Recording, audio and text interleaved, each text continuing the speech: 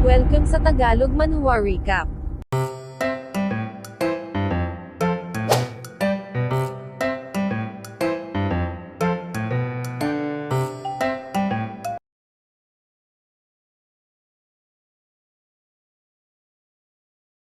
Damn you all, sigaw ni Elder Liuer sabay infuse ng chi, damn it, dagdag niya sa kanyang isip kung hindi lang daw sana nagcast ng isang spell na puwersahang nagpapakalma sa kanya ang Sectmaster. Ini-slaughter niya na ang lahat ng mga ito.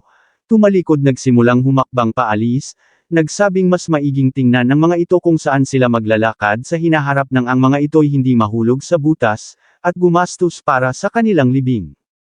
Lumipat ang eksena sa opisina ni Chi Zulian kung saan sinabi ni Vice Sectmaster Tia na actually talagang nagawang masil ni Chen Baekchuan yung demon, so ngayon valid pa rin daw ba yung plano nila nung nakaraan.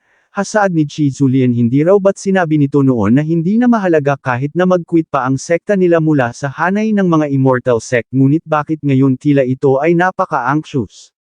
Sumagot si Vice Sectmaster Tia na ang True Martial Immortal Sect ay talagang napaka-hateful, gusto niyang makamtan ang hustisya para sa kanilang Sectmaster at marami pang ibang mga disciples. Sinabi ni Elder Yin kay Chi Zulian na ang high-level meeting ay natapos na, soon sila ay babalik na sa kani-kanilang mga sekta, at kung magdidelay pa sila hanggang sa makabalik si Yuyin Bai sa pinakamahalagang lugar ng kanilang sekta, tiyak na mahihirapan silang makuha ang gusto ng ama nito. So tugon ni Chi Zulian, so ang ibig daw ba nitong sabihin magsagawa sila ng ambush? Sumagot si Elder Yin na gusto niya lang itong i-urge na magpakita ng sinseridad sa kanyang actions dahil kung hindi, hindi niya na alam kung ano ang gagawin. Okay, tugon ni Chi Zulian, kung ganun hintayin na lang ng mga ito ang good news. Sa loob ng isang hall ay sinabi ni Sectmaster Yu sa dalawa na pagkatapos ng meeting sa sentro ng universo ay babalik na sila agad sa headquarters, at sa parehong pagkakataon, kailangan nilang pumasok agad sa state of war, kailangan nilang palaging maging alerto mula sa enemy attacks. State of war, pagtataka ng isang elder na patanong kung ano ang ibig nitong sabihin, hindi raw ba't ang demon ay nasil na ni Chen Baekchuan? Hatugon ni Elder Liu, umano'y ang attitude ng mga iyon ay strange, mukhang hindi sila hinahabol ng mga iyon dahil kay Chen Baekchuan, mukhang ang mga iyon ay mayroong ibang balak. Kaya nga, tugon ni Sectmaster Yu, kaya pakiusap sila ay maging alerto. Sa kabilang dako ay napatanong si Long Shuzo kung ito na ba yung tamang lugar, pinapasok siya ni Sectmaster Yu at pinapapaupo. Sumagot si Long Shuzo na siya ay hindi magtatangkang umupo, ngunit teka lang senior, hindi raw ba't ito ay nasa kanyang seclusion, ano ito raw ba ay naka-recover na mula sa kanyang injury? Salamat sa concern, tugon ni Sectmaster Yu, talaga wrong, siya ay nasa kanyang seclusion. Ang kaharap nito ngayon ay isa lamang projection ng kanyang spiritual consciousness, kaya pakiusap umupo ito. Ay, tugon ni Long Shuzo sabay upo, hindi niya raw alam kung ano ang rason ng sekretong pakikipagkita nito sa kanya. Sumagot si Sectmaster Yu na gusto niyang humingi ng pabor sabay labas sa isang artifact. Sambit ni Long Shuzo sa kanyang pagkabigla, ito raw ay, idinagdag ni Sectmaster Yu na gusto niyang itago nito't ingatan ang bagay na ito para sa kanya. Sinubukang tumanggi ni Long Shuzo, ngunit hindi raw ba't tila sobra naman ang pagtitiwala nito sa kanya, ito raw ay hindi appropriate, ngunit sinabi lang ni Sectmaster Yu na ang treasure na hinahawakan nito ay nagpapatunay lang sa purity ng puso nito, iyon ang dahilan kung bakit may tiwala siya rito. Ano, pagtataka ni Long Shuzo, nagtanong kung alam ba ni Sectmaster Yu ang origin ng maliit na bamboo tubular na ito, maging siya raw ay walang alam patungkol dito, hindi siya sinabihan ng kanyang master. Kung maaari pakiusap sabihin daw nito sa kanya. Gayunpaman sinabi lang ni Sectmaster Yu na kung hindi ito sinabihan ng kanyang master mas lalong hindi nararapat na magsalita siya patungkol dito, anyway pakiusap ito na ang bahala sa object na ito. Tinanggap ito ni Long Shuzo at nagsabing ngunit mayroong babaeng nakasil sa loob nito, ito raw ay hindi isang object. Well, sa mata ng ibang tao, tugon ni Sectmaster Yu, ito raw ay isang treasure. Oo, tama, saad ni Long Shuzo, initially ang tao raw na mayroong destiny ay si Chen Baekchuan, nagawa nitong makalabas mula sa bamboo tubular, nandoon naman daw si senior nung mangyari yun, kaya kung ang babaeng ito ay, tumawa si Sectmaster Yu nagsabing wag itong mag-alala dahil kapag ka nagawa nitong ma-unlock ang kanyang seal bababa siya mula sa pagiging Sectmaster. Okay, tugon ni Long Shuzo, kung ganun kailan niya raw ba ito ibabalik? Sumagot si Sect Master Yu na pagdating ng panahon ito ay hahanapin ni Chen Baeksyun upang kunin ang object na ito kaya maliban kay Chen Baeksyun, huwag nitong ibigay sa iba ang bagay na ito maging sa kanya mismo. Nagtanong si Long Shuzo kung bakit ngunit nagpasalamat lang si Sect Master Yu sabay flick, at tuluyan ang nagpaalam. Sa kabilang dako naman kung saan naroroon ang pauwi ng mga starship ng mga taga True Martial Immortal Sect, ay na-trigger ang kanilang protective formation nang biglang mayroong umatake. Sunod-sunod na pagsabog ang naganap hanggang sa tuluyan ang nabasag ang formation, pumasok ang grupo ni Chi Zulian. Sect Master sigaw ni Chi Zulian ibigay daw nito sa kanila ang chance ng immortality. Kapag kayon ay ginawa nito siya ay mag-iiwan ng mga buto para sa True Martial Immortal Sect.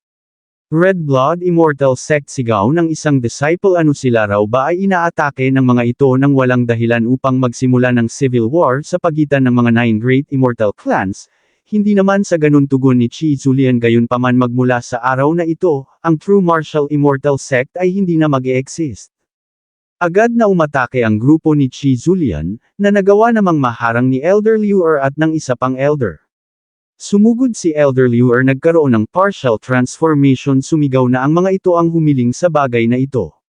Agad na nagdash sa mga kalaban at nagsabing kung hindi lang dahil sa siya ay ni-knockout noon at ni-lock up ng kanyang idiot na brother na siyang naging dahilan upang hindi siya makaparticipate sa nangyaring pag-hunt sa demon na iyon, ang idiot niya raw sana na brother na iyon ay hindi magtatamo ng malalang injury at ang mga ito ay hindi magiging reckless ngayon, nagpatuloy sa pagsugod.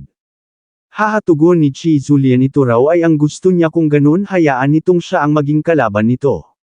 Nagpakawala ng isang slash si Elder Liuer na nagawang maharang ni Chi Zulian nagsabing kung ito ay usual lang naturally hindi niya ito kayang talunin, gayunpaman sa sandaling ito ay dala niya ang treasure ng kanilang Red Blood Immortal Sect kayang-kaya niyang masuppress ang isang fox na tulad nito gamit lang ang isang daliri. Bastard sigaw ni Elder Liuer umano'y ang flag na ito ay sealed ng 100,000,000 spirit resentment pati na spirit ng napakaraming mga demons. Originally silang lahat ay kabilang sa mga immortal sects kaya maaari niya pa raw sanang mapatawad ang mga ito ngunit ngayon, sila na mismo ang humiling sa bagay na ito nagsimulang mag-transform patungo sa tunay niyang anyo, sumugod patungo kay Chi Zulian at dinurog ang flag. Ano sambit ni Chi Zulian paano ito naging posible ito ay ang treasure ng kanilang sekta paano nito nawasak ang bagay na ito ng ganoon lang kadali, ngunit nagtanong lang si Elder Liuer kung hindi ba sinabi ng ama nito sa kanya na ang isang kapangyarihan ay kayang magsubdo ng 10, gayunpaman kailangan niyang magbayad ng malaking price lumalabas na mukhang matinding amount ng kapangyarihan ang nawala kay Elder Liu mula sa ginawa niyang iyon. Hehe pangising sambit ni Chi Zulian syempre sinabihan siya ng kanyang ama, agad na sumugod mula sa likod bilang diversion, bigla na lang nakatanggap ng atake si Elder Liuer mula kay Vice Sect Master Tian. Palibutan ang halimaw na yan sigaw ng isa sinabi ni Chi Zulian na ito ay ang sinseridad ng kanyang Red Blood Immortal Sect, ang patayin ang mga ito. Idinagdag ni Vice Sect Master Tian na since wala si Chen Baeksyun dito uunahin muna nilang ilibing ang mga ito kasabay ng kanilang Sect Master, sumugod kasabay ng kanyang hukbo. Good sambit ni Elder Liuer kung ganun mamamatay sila rito nang sabay nang biglang maririnig ang boses ni Sect Master Yu nagsabing iyon ay hindi maaari kasabay ng isang katakot-takot na teknik, hati ang katawan ni Vice Sect Master Tian tunaw kasabay ng kanyang hukbo. Brother sigaw ni Elder Liuer sa pamamagitan ng sound transmission ito raw ay hindi pa nakaka-recover mula sa kanyang injuries hindi ito maaaring umalis mula sa kanyang seclusion, ngunit lumitaw lang sa harap niya si Sect Master Yu nagsummon ng coat isinuot kay Elder Liuer at nagsabing ngunit hindi niya mahahayaang ito ay buli-bulihin lang ng mga ito. Idiot sigaw ni Elder Liuer sabay yakap, ngayon kidlingon ni Sect Master Yu kay Chi Zulian nagtanong kung ano pa ang mayroon ito. Ngunit sinabi lang ni Chi Zulian na hindi raw ba't injured ito bakit mayroon pa rin itong ganito katinding kapangyarihan. Sumagot si Sect Master Yu na ito ay ang top-to-bottom suppression hatugon ni Chi Zulian kung ganun ibibigay niya ang katumbas na level sabay tawag sa kanyang mga kasabwat na lumabas na, subalit sa pamamagitan ng sound transmission ay sinabi lang ni Elder Yin na ang sinseridad nito ay hindi sapat. Yu Beach sigaw ni Chi Zulian ang pangahas naman daw nitong lokohin siya ito raw ay dudurugin ng kanyang ama, hasabat ni Sect Master Yu mukhang ito raw ay inabandona na ng kanyang mga kasamahan. Wag teka lang sambit ni Chi Zulian paparating na raw dito ang kanyang ama patawad siya raw ay nagbibiro lang. Marami nang namatay mula sa kanilang sekta kaya pag-usapan na lang daw nila ang patungkol sa bagay na ito magkita na lang silang muli sa susunod na pagkakataon, ngunit nagcast lang ng isang spell si Sect Master Yu sabay sabing ganito ang mangyayari sa mga taong stupid agad na umatake. Tumama sa dibdib ni Chi Zulian tago sa kanyang likod nagkaroon ng pagsabog at ilang sandali lang, makikitang core na lang ni Chi Zulian ang natira. Senior sambit nito pakiusap patawarin siya nito ito raw ay isa lamang misunderstanding, ngunit umatake lang uli si Sect Master Yu na siyang tuluyang bumura sa kanyang eksistensya. Sinabi ni Sect Master Yu kay Elder Yin na hindi na nito kailangang umasa pa maaaring posible na matalo siya, ngunit siya ay hindi nito mapapatay dahil kung ganoon nga, edi sana hindi ito tumayo lang at nanood. Lumitaw si Elder Yin Yang tungo sa kanyang Yin Yang form nagsimulang lumipad paalis, saad niya maghihintay na lang daw sila at titingnan kung ano ang mangyayari. Sinabi ni Sect Master Yu kay Elder Liu na bumalik na sila sa kanilang sekta ngayon din full speed, na agad namang sinang-ayunan ni Elder Liu.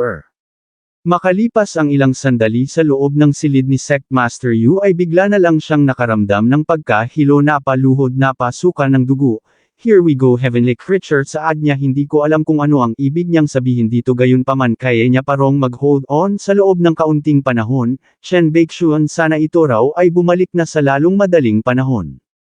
Good sambit ni Yanzo sa loob ng Cloud Heaven Palace mabutit ang mga ito ay nakabalik ng ligtas. Of course tugon ni Shu'er at idinagdag na sa ngayon, ang buong domain ng Apollo Dynasty ay pag-aari na ng kanilang Baekhyong. Napahawak sa kanyang noo si Yanzu sumagot na marahil ganoon nga subalit iyon ay nangangahulugan lang din na sa ngayon ang business na kailangan nilang i-handle ay parami na rin ng parami, gayunpaman ang good thing sa pagiging isang immortal cultivator ay hindi ka nakakaramdam ng pagod ang kailangan niya lang gawin ay ang i-cheer ang kanyang sarili. Ang resulta sabat ni Shu'er talaga raw bang wala pa ring resulta? Hatugon ni Yanzo 3 taon na ang nakalipas bakit tinatanong pa rin ito ang patungkol sa bagay na ito. Sinabi ni Ranran kay Shu'er na sa tingin niya ay mukhang kailangan nitong mag-take ng refresher course sa physical hygiene subalit sumagot lang si Shu'er na siya ay hindi ignorant. Ngunit sa tingin niya ay sadyang ang mga immortal cultivators at mga ordinaryong tao ay mayroon lang talagang magkaibang abilities, kung nagtatanong kayo kung ano ang pinag-uusapan nila rito, aba malay ko sa kanila. Idinagdag ni Yanzo na malabong magkaroon ng ganoong possibility nang biglang dumating si Miss Zing na kakarating lang mula sa Middle Earth. Ano bungad niya kay Yanzo ano talaga raw bang ito ay nakipagtalik sa Master? Itinuro si Miss Zong Yaoyao umano'y sinabi nito sa kanya ang lahat sa daan papunta rito. Watch your words sigaw ni Ranran habang nagtanong naman si Shu'er kung talaga bang ayos lang na sabihin ng malakas ang mga ganoong bagay, ngunit sinabi lang ni Yanzo na tumigil na ang mga ito. Ilang sandali pa ay may bigla silang naramdamang aura kaya agad silang lumabas upang puntahan ito. Sa labas ay bumungad sa kanila si Chen Fan nagsabing ito ay isa lamang piraso ng kanyang spiritual consciousness. Greetings Immortal Monarch bati ni Yanzo at ng iba pa sinabi ni Chen Fan na base sa napansin niya sa behavior ng mga ito siya ay natatakot na nagawa ng malinis ng mga ito ang 7 great sects pati na ang Apollo Dynasty tama raw ba? Idinagdag na basta't palagi lang pakatandaan ng mga ito, gawin nila kung ano ang kailangang gawin at manatiling ligtas. Ayaw niyang makitang mayroong sino man sa kanila ang nawawala sa sandaling siya ay bumalik na sa Baekhyong, idinagdag na sa ngayon ay kailangan niya munang mag-explore saglit sa ibang parte ng universe wag mag-alala ang mga ito, balang araw siya ay babalik. May inilabas na kung anong bagay nagsabing ang liwanag na ito ay nagtataglay ng trace ng kanyang true power ilagay nila ito sa katawan ni Xing Anqi, nang iyon ay makapasok na sa landas ng immortal cultivation. Oo tugon ni Yanzo sabay tanggap sa item paano naman ako saad ni Shu'er mayroon daw bang regalo para sa kanya, hay mukhang siya raw ay nakalimutan na naman. Tinanong niya si Ranran kung maaari ba uli itong makipaglaro sa kanya, ngunit siya ay agad na tinanggihan. Nauna nang bumalik si Yanzo sa palas kaya sumunod na rin sila. Hasambit ni Miss Zing pagbaba ni Yanzo sa tingin niya narinig niya rong binanggit ng Master ang pangalan niya sa bandang huli, sumagot si Yanzo na ito ay pinadalhan ni Chen Fan ng regalo. Ano gulat na tugon ni Miss Zing actually naisipan siya nung bigyan ng regalo, kung ganun ano ito gusto niya raw itong makita. Nang walang ano-ano isinalpak ni Yanzo sa kanyang katawan yung ibinigay ni Chen Fan na siyang naging dahilan upang magkaroon ng enlightenment si Miss Zing agarang nakapasok sa mundo ng immortal cultivation, bukod pa doon ang kanyang cultivation ay rumekta na sa Yuanying level. Hindi pa iyak na sigaw ni Miss Zing makalipas ang ilang sandali ayaw niya rong mag-cultivate para sa immortality ayaw niyang maging Yuanying gusto niya pang mag-retire, ayaw niyang maging isang aliping hindi natutulog. Sa kabilang dako ay nagsimula na uling maglakbay si Chen Fan sinabi ng Emperor na hindi niya ini-expect na sa kabila ng naging pagbagsak ng cultivation level nito'y nagagawa pa rin itong maka-walk through sa cosmic turbulence. Sumagot si Chen Fan na maging siya rin naman hindi niya ini-expect na pagkatapos niyang patayin ang tagapagmana nito dinurog ang katawan at ikinulong ang kaluluwa nito, magagawa pa rin nitong makisama sa kanya ng hayag. Well tugon ng Emperor ang lalaki ay magiging isang tunay na lalaki lang kung magagawa nitong mag-adapt sa mga pagbabago, gayunpaman ipinapayo niyang wag itong maging masyadong pakampante. Hatugon ni Chen Fan umano'y ang rason kung bakit hinahayaan niya itong patuloy na mag-exist sa ganitong anyo sa tabi niya ay dahil sa naturally siya ay mayroong buong kumpiyansang masusuppress niya ito. Hatugon ng Emperor at mula doon ay lumipat ang eksena sa Sorrowful Cloud Star na kilala rin bilang Eternal Night Domain, isa sa mga teritoryo ng Red-Blooded Demon Sect. Hasaad ng Emperor tingnan mo raw ang demeanor nito tila ito raw ay napaka-pamilyar sa lugar na ito, sumagot si Chen Fan na iyon ay dahil sa kabuuan ng universe ang lugar na ito ay ang siyang mayroong pinakamalapit na pagkakatulad sa Middle Earth kung saan siya isinilang. Lumalabas na sila ngayon ay nakaupo sa harap ng isang kafe, na nakatayo malapit sa kalsada. Ilang sandali lang ay mayroong dumaang mga bikers, nang biglang natuon ang atensyon ng isa sa hawlang na sa mesa ni Chen Fan, partikular sa Golden Crow Emperor na ngayoy nag-anyong maliit na ibon. Agad na nag-U-turn ang lalaki tinawag ang kanyang mga kasamahan, dinampot ang hawla tinawag na boy si Chen Fan, at pangiting nagtanong kung ibinibenta ba nito ang ibon na ito. Naghagis ng pera siguro naman ito raw ay sapat na, idinagdag na marami na siyang nakitang mga spirit birds ngunit ngayon lang siya nakakita ng isang golden crow na mayroong ganitong quality, bumaling ang Emperor mukhang tumaba ang puso. Idinagdag ng lalaki sa kanyang mga kasamahan na ngayon tila ayaw niya nang tumungo pa sa Big Lake tumungo na lang sila sa Sea of Clouds sa lugar ni Old Liang, at makipaglaro sa ibon na ito. Gayunpaman nagbigay lang si Chen Fan ng command na siyang naging dahilan upang bumalik patungo sa kanya ang hawla nagsabing hindi niya ito ibinibenta. Bastard sigaw ng isa umano'y kung gustong bilhin ng kanyang master ang isang bagay kailangan niya itong ibenta, idinagdag ng isa na binabayaran lang nila ito dahil sa ang kanilang master ay isang decenting tao kaya wag itong maging ungrateful. Sumigaw ang isa kay Chen Fan nagsabing ibigay nito ang bagay na ito sa kanya, ngunit itinulak lang siya ni Chen Fan gamit ang pressure.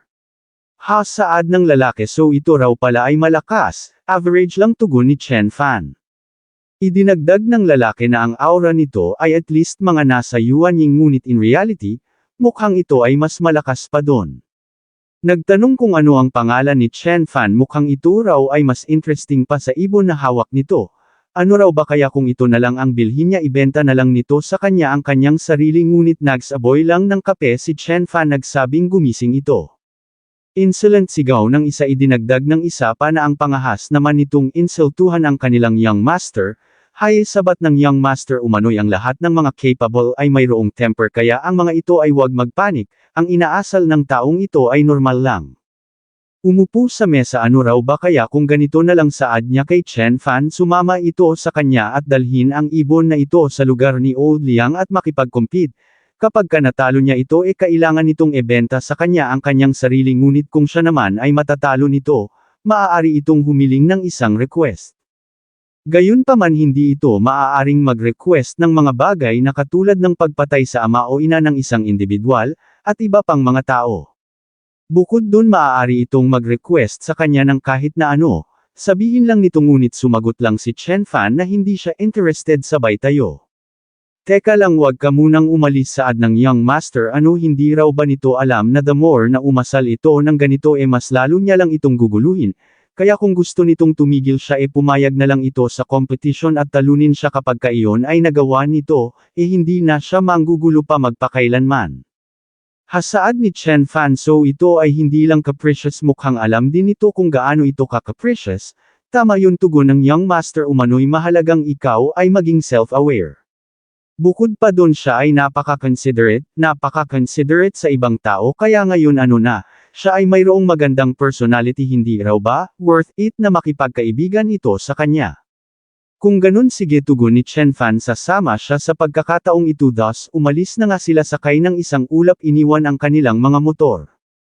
Ilang sandali pa ay nakarating na sila sa residence ni Old Liang. Sambit ng isang babae, napatanong kung ito ba ay si Young Master Liu, ngunit mas lalo siyang nabigla nang makita si Chen Fan. Ilang sandali pa ay bumaba na sila, so sambit ng babae, so ito raw pala ay hindi namatay at nitumungo pa ito rito. Ito raw ba ay narito upang hanapin siya? Subalit nagtanong lang si Chen Fan kung bakit niya naman ito hahanapin kung hindi ito lumitaw dito, hindi niya nga raw maaalala ang eksistensya nito. Lumalabas na ang babaeng ito pala ay walang iba kundi si Jiang Feifei. Hasaad niya kung ganun patawad, sumagot si Chen Fan na iyon ay hindi na mahalaga. Hasaad ng young master, siya raw ay hindi makapaniwalang ang mga ito pala ay old acquaintances, agad na tumanggi ang dalawa. Lumabas ang master ni Jiang Feifei na si Song Yufeng, na kilala rin sa bansag na lone traveler ng Star Sea. So bungad niya, so narito pala ang sixth master, umano'y si Old Liang ay umalis upang maghanap ng spirit food, kaya iyon ay wala rito ngayon. Well, maaari naman daw itong maghintay kung gusto nito. Nagbigay ng utos si Young Master Liu sa kanyang mga tauhan na agad namang sinang-ayunan ng mga ito. Sinabihan niya si Chen Fan na sumama sa kanya doon, ipapakita niya ang kanyang mga alagang spirit bird.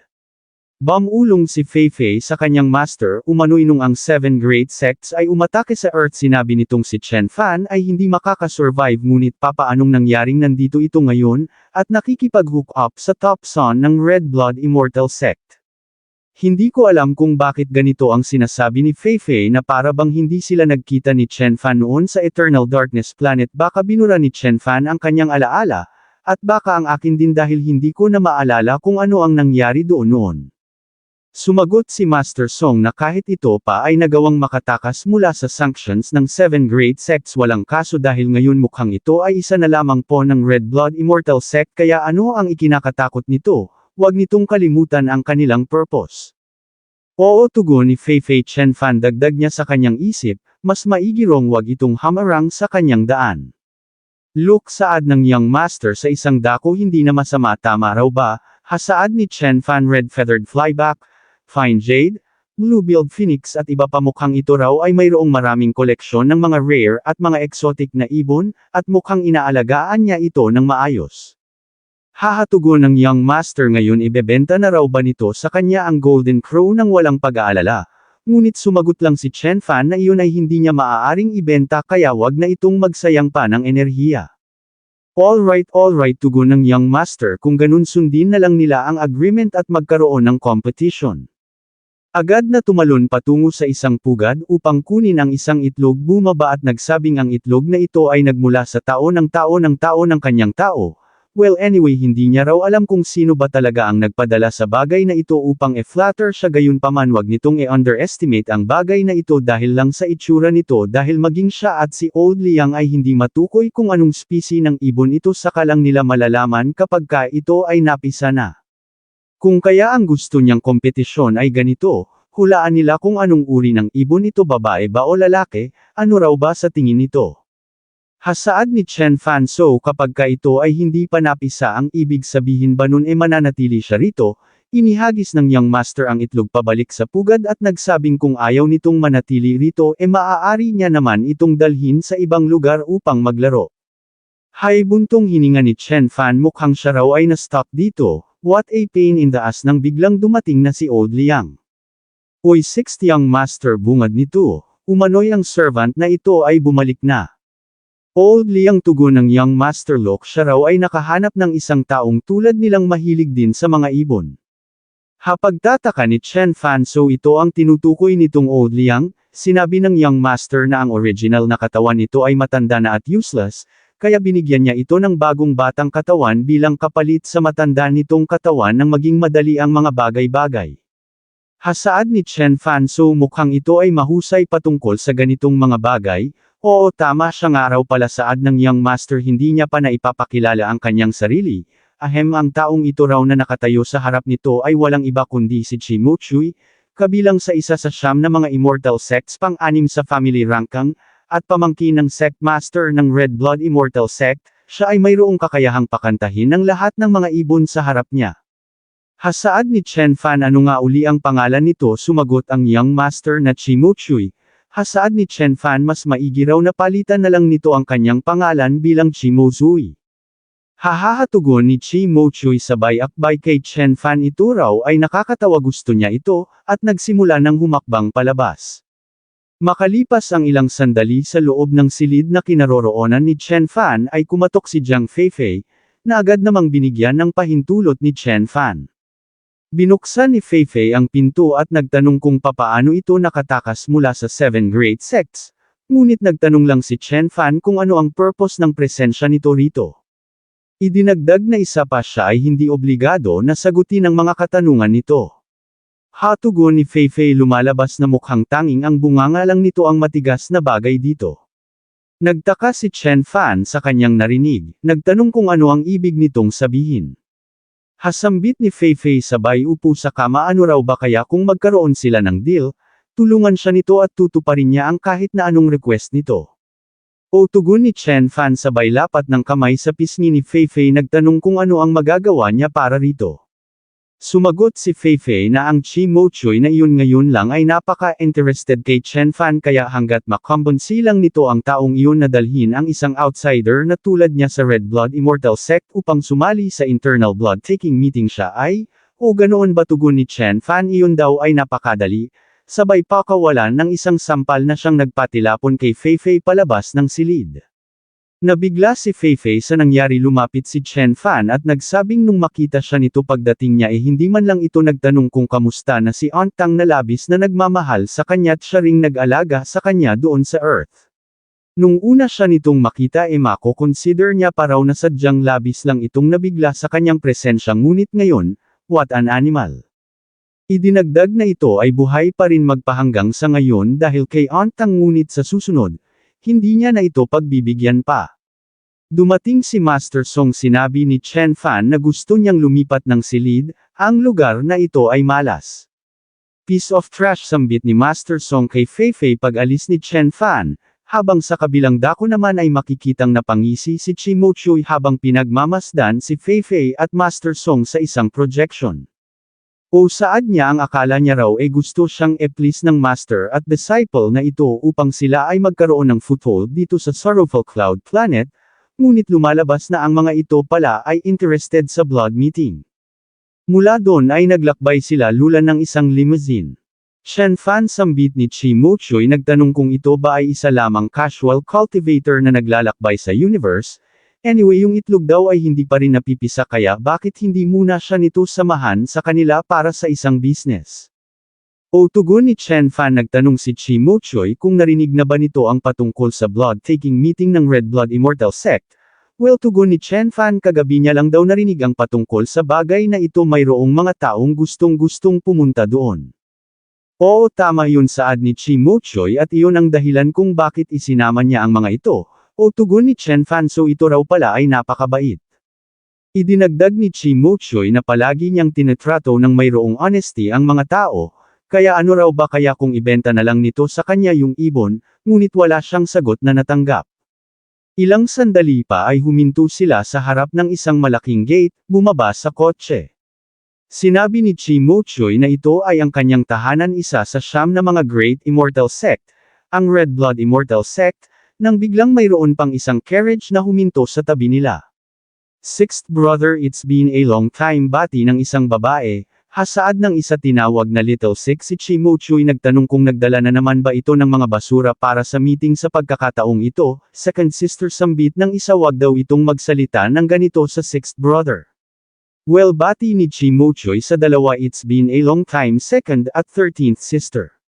Well, anyway, dagdag niya, umano'y hindi niya iniisip ang patungkol sa mga benefits. Ang pinakamahalaga para sa kanilang mga tao ay ang maging masaya. Hasaad ng second sister at ito ang dahilan kung bakit palagi itong kulel at well forget it since ito ay masaya sa mga bagay-bagay, nagbigay ng order sa kutsero na tumuloy na, see you later sixth brother sambit ng 13th sister at sila nga'y nauna nang pumasok sa gate. Well sambit ni Chi Mo Choi kay Chen Fan narinig naman siguro nito ang mga iyon at since siya ay maituturing na alien dito, siya ay hindi maaaring pumasok sa pamamagitan ng magic kaya kailangan nilang maglakad ayos lang naman iyon hindi raw ba, well tugon ni Chen Fan at naglakad na nga sila papasok. Sa loob ay sinabi ni Chi Mo Choi kay Chen Fan na maaari itong maglibot-libot na muna rito babalikan niya na lang ito maya-maya, okay tugon ni Chen Fan. Makalipas ang ilang sandali sa harap ng isang blood fountain ay napasabi si Chen Fan sa kanyang isip na sa kanyang nakaraang buhay siya ay hindi masyadong naging involved sa Red Blood Immortal Sect kaya hindi malinaw sa kanya ang ilang mga detalye gaya na lang sa sinasabi ng mga itong blood-taking meeting, at kung bakit interested ang master ni Fei Fei patungkol sa meeting na ito.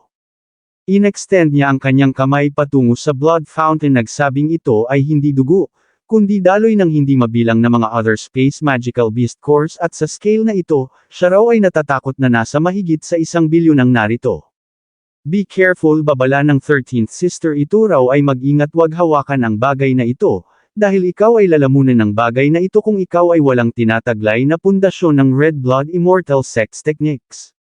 Ngunit teka lang paanong nangyaring ito raw ay hindi naaapektuhan, lumalabas na sa pagkakataong ito mukhang nakahanap ng reliable na assistant ang sixth brother. Assistant patanong na sambit ni Chen Fan oo tugon ng babae ganoon nga since ito ay ang siyang magpa-participate sa blood-taking meeting at lalaban para sa sixth brother upang makuha ang treasure ng sekta. Idinagdag na ang blood-taking conference ay isang kompetisyon kung saan ang mga descendants ng Red Blood Immortal Sect ay nagpapadala ng kani-kanilang mga fighters na mayroong edad na mababa sa 100 upang mag-compete para sa right sa mga treasures ng Red Blood Immortal Sect.